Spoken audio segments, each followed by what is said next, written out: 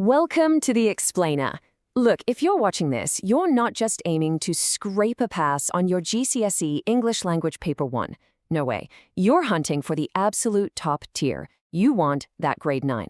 And that is exactly what we're going to decode today. We're going to transform you from a standard test taker into a high-performance academic strategist, giving you the ultimate blueprint to master this exam. Okay, let's dive into this. Here is our exact battle plan. First, unlocking the grade 9. 2, our reading quick marks strategy. 3, mastering the massive evaluation question. 4, crafting your writing masterpiece. And 5, our final grade 9 checklist. All right, section 1, unlocking the grade 9, the exam DNA, because before we look at a single piece of text, we've got to completely understand the rules of the game itself. 105. That is the exact number of minutes you've got in that exam hall to secure 80 marks. And remember, those 80 marks, they make up a massive 50% of your entire GCSE grade. So what's that actually mean for you? It means strict time management is literally a game changer. A grade 9 student doesn't look at time like a countdown, they treat it like currency. Every single minute has to buy you the maximum number of marks. And this brilliantly illustrates exactly what you're buying. You're fulfilling assessment objectives, or AOs.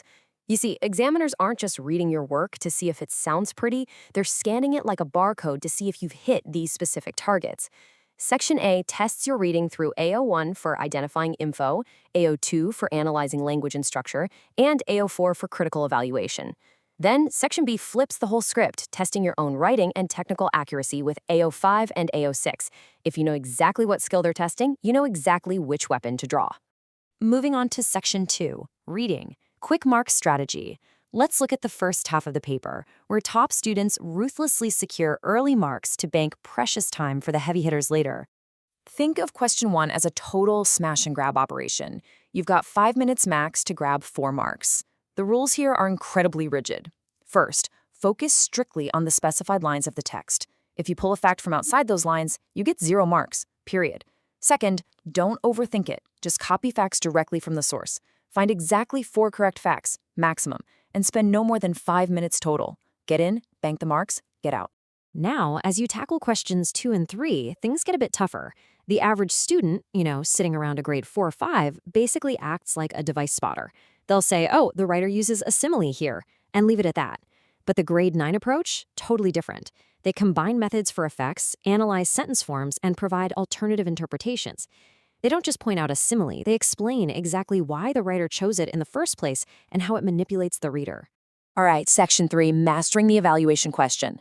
Now, what's really interesting here is that this is the absolute battleground of the reading section.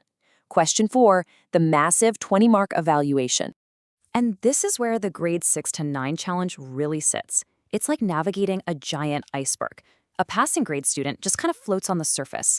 They spot the obvious events and basic language features. But to master question 4 and secure that grade 9, you've got to put on your scuba gear and dive into the deep, perceptive layers of meaning. You're digging for alternative interpretations and evaluating patterns across the whole text. You're making a critical, supported judgment.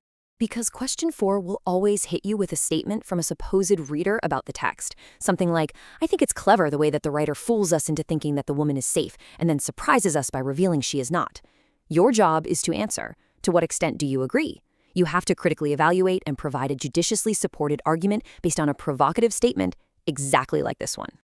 So how do we actually attack this 20-mark beast? Here's the attack plan, step by step. Step 1. Give your impressions of the situation and feelings. Step 2. Evaluate the language and structural methods used. Step 3, and honestly the absolutely crucial point is right here. Evaluate the effect on the reader, the why. Why did the writer do this? And finally, step 4, make a final supported judgment on the statement. Aim for really detailed zoom-ins on specific quotes to build a totally ironclad argument. Okay, Section 4, writing, crafting your masterpiece. Take a deep breath, we're transitioning to Section B. This is worth 40 marks, literally half of the entire paper. This is where you shift gears from analyzing someone else's work to crafting your very own imaginative narrative or description. And here is the golden rule, guys. Out of the 45 minutes you have for this writing section, the absolute highest achievers always, without fail, spend their first 10 minutes strictly planning. Seriously, don't just pick up your pen and start blindly writing. If you don't know where your story is going, your examiner definitely won't either. Plan it out before a single word of your masterpiece hits the page. Because a grade 9 masterpiece is never an accident. It's strategically built for AO5 and AO6. You need to consistently use a range of language techniques, like imagery and metaphors. You've got to develop your ideas fully in coherently linked paragraphs. Adopt a strong persona to create engaging content. Increasingly use sophisticated topic-linked vocabulary, and you need to use a variety of sentence forms, all punctuated appropriately. It's like a puzzle, and you need all these pieces for those top marks. Let's move to Section 5, our final Grade 9 checklist. Let's see how this all builds together into one singular, unstoppable exam mindset. This right here is your ultimate blueprint summary. Remember, achieving a grade 9 isn't just about working harder, it's about working smarter.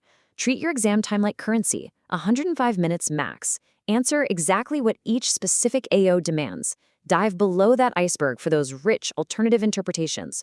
Relentlessly focus on the why and the effect on the reader. And finally, plan your Section B writing before you write a single word. So, you now hold the strategies of the top 1%.